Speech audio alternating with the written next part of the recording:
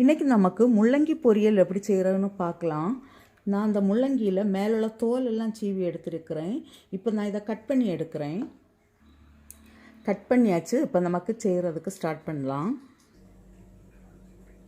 கடாயில் கொஞ்சமாக ஆயில் விடுறேன். கடுகு,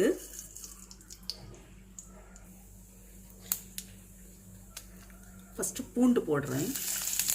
ஒரு 4 பல் பூண்டு, 2 பச்சை மிளகாய், கருவேப்பிலை,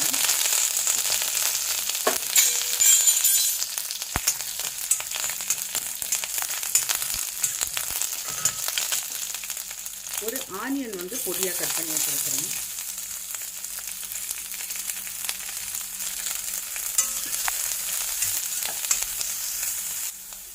கொஞ்சம் சால்ட்டு,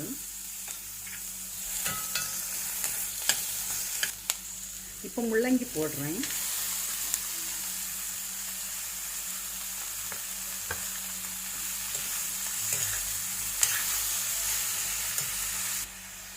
கொஞ்சம் கூட சால்ட்டு. நாம் இது போல் செய்யும்போது இது முள்ளங்கினே சொல்ல முடியாது, ஏன்னா அதுக்குன்னு ஒரு ஸ்மெல் இருக்கும்ல. இது அதுவேலே தெரியாது. கேபேஜ் கூட்டு போலே இருக்கும். டேஸ்டெல்லாம் நல்ல டேஸ்ட்டாக இருக்கும்.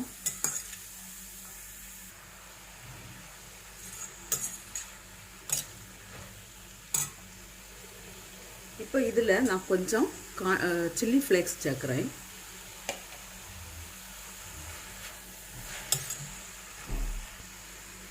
தேங்காய் பாலும் கொஞ்சமாக விடுறேன்.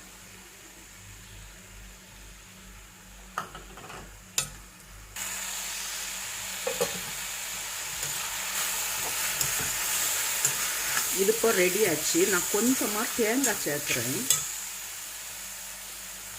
துருவின தேங்காய்.